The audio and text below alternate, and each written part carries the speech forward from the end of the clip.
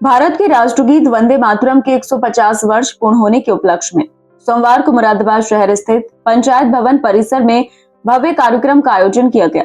इस अवसर पर जिला पंचायत अध्यक्ष डॉक्टर शेफाली सिंह, विधान परिषद सदस्य डॉक्टर जयपाल सिंह व्यस्त एवं गोपाल अंजान, साथ ही मुख्य विकास अधिकारी मृणाली अविनाश जोशी मुख्य अतिथि के रूप में उपस्थित रही। कार्यक्रम की सबसे विशेष झलक उस समय देखने को मिली जब जिले के विभिन्न विद्यालयों से आए सैकड़ों स्कूली बच्चों ने एक स्वर में राष्ट्रगीत वंदे मातरम का सामूहिक गायन किया। बच्चों की स्वर लहरियों से पूरा परिसर देशभक्ति की भावना से ओतप्रोत हो उठा। उपस्थित अतिथियों ने बच्चों की प्रतिभा और उनके उत्साह की सराहना की। इस अवसर पर वक्ताओं ने राष्ट्रगीत वंदे मातरम के शाब्दिक अर्थ, ऐतिहासिक पृष्ठभूमि और इसके महत्व पर विस्तार से जानकारी दी। उन्होंने कहा कि यह गीत भारत के स्वतंत्रता संग्राम की आत्मा रहा है, जिसने देशभक्ति की लौ को प्रज्वलित किया और आज भी यह हर भारतीय के हृदय में देश प्रेम की भावना जगाता है। मातरम राष्ट्रीय गीत की 150वीं वर्षगांठ आयोजित हो रही है और पूरे देश भर में आयोजित हो रही है। इस विषय के लिए केंद्र सरकार के मंत्रिमंडल ने निर्णय लिया है।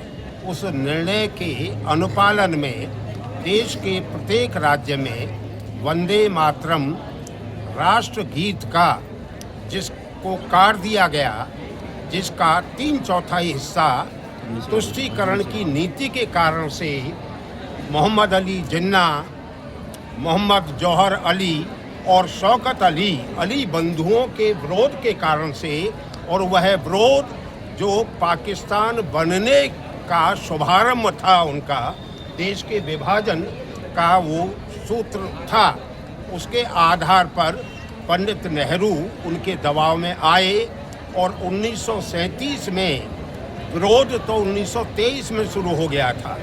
1923 में उससे पहले 1887 में पंडित रवीन्द्रनाथ टैगोर जी ने इस गीत को पूरा गाया था, कांग्रेस के अधिवेशन में गाया था। उसके बाद 1923 में गाया तो अली बंधुओं ने विरोध उसी समय शुरू किया था, लेकिन उस समय पर उनके विरोध को कोई महत्व नहीं मिला था।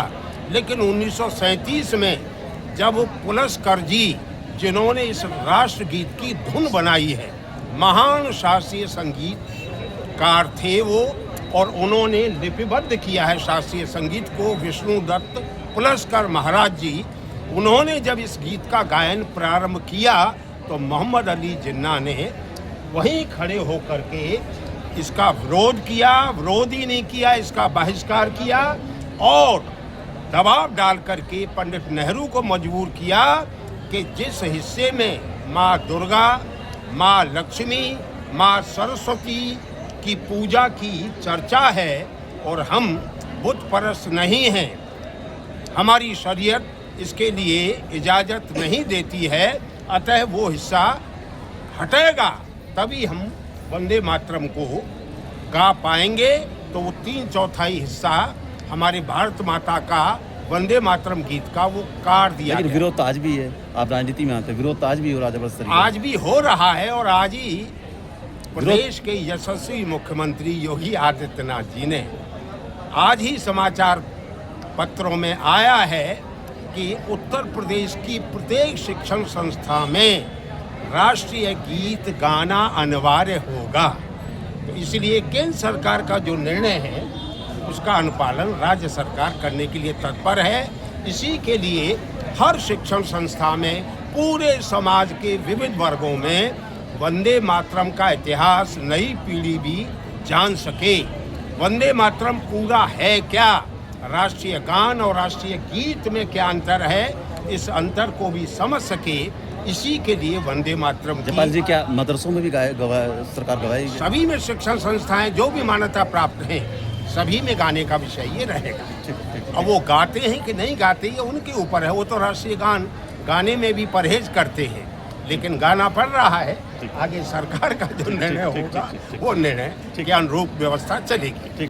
कार्यक्रम में उपायुक्त उद्योग, डीसी मनरेगा, DIOS, BSA और जिला युवा कल्याण अधिकारी सहित कई प्रशासनिक अधिकारी एवं शिक्षकगण मौजूद रहे।